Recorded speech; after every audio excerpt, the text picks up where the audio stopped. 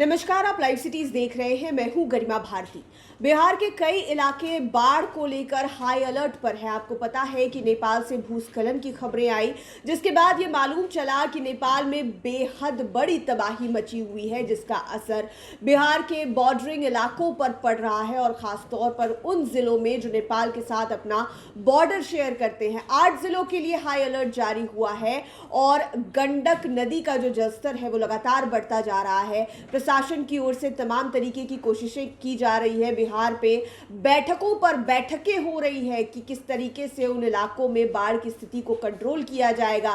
थोड़ी ही देर पहले मुख्यमंत्री सम्राट चौधरी ने कहा कि बैठक हो रही है, मुख्य सचिव बैठक कर रहे हैं और तमाम बड़े अधिकारी बैठक कर रहे हैं, लेकिन स्थिति अगर नहीं सुधरी तो हम खुद पहुंचेंगे वहां पर, यानी कि वाल्मीकि नगर के इलाके में, पूर्वी पश्चिमी चंपारण में। आप समझ सकते हैं कि फिलहाल क्या स्थिति होगी। चंपारण में, बेतिया में, तमाम इलाकों में बाढ़ को लेकर हाई अलर्ट जारी किया गया है।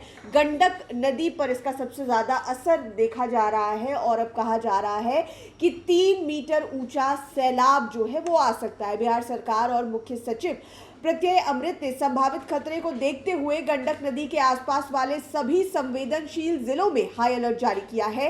नेपाल में अचानक आई फ्लैश फ्लड के कारण गंडक नदी में जल प्रवाह बहुत तेजी से बढ़ गया है। अनुमान है कि नदी में करीब 3 मीटर ऊंची पानी की लहरें आ सकती हैं। इस बड़े खतरे से निपटने के लिए बिहार सरकार ने उच्च स्तरीय समीक्षा बैठक कर एनडीआरएफ की तैनाती और बचाव की सारी तैयारियां युद्ध स्तर पर शुरू कर दी है। नेपाल से आ रहे पानी में भारी दबाव को देखते हुए राज्य का पूरा प्रशासनिक अमला अलर्ट मोड पर आ गया है। मुख्य सचिव की अध्यक्षता में हुई बैठक में हालात की गंभीरता को देखते हुए समीक्षा की गई। इसके बाद पश्चिमी चंपारण, पूर्वी चंपारण, गोपालगंज, सारण, मुजफ्फरपुर और वैशाली जिलों के जिलाधिकारियों को विशेष सतर्कता बरतने के सख्त निर्देश दिए गए हैं। इन जिलों के अलावा सीतामढ़ी और शिवहर समेत अन्य आसपास के संवेदनशील जिलों को भी पूरी तरह से अलर्ट रहने को कहा गया है। प्रशासन नदी के जलस्तर, तटबंधों की स्थिति और निचले इलाकों पर लगातार नजर बनाए हुए है। बचाव और राहत कार्य के लिए ग्राउंड जीरो पर पूरी रणनीति तैयार कर ली गई है। गोपालगंज में बाढ़ के संभावित खतरों को देखते हुए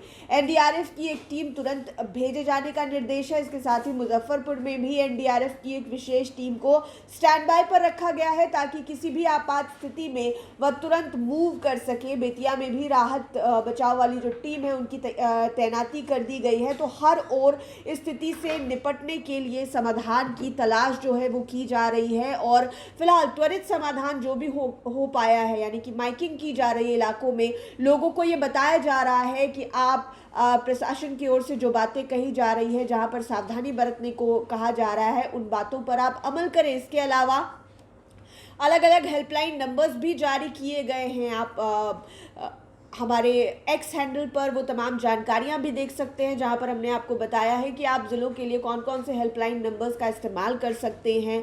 जिला प्रशासन की ओर से तमाम तरीके की कोशिश की जा रही है। सीएम का भी कहना है कि स्थिति अगर नियंत्रित नहीं होती है तो मैं खुद वहां पर जाकर देखूंगा कि क्या कुछ किया जा सकता है। फिलहाल बिहार में बैठकों का दौर जारी है, क्योंकि आपको पता है कि बिहार में बाढ़ का समय कितना प्रलय वाला समय होता है, लोग कितने परेशान होते हैं।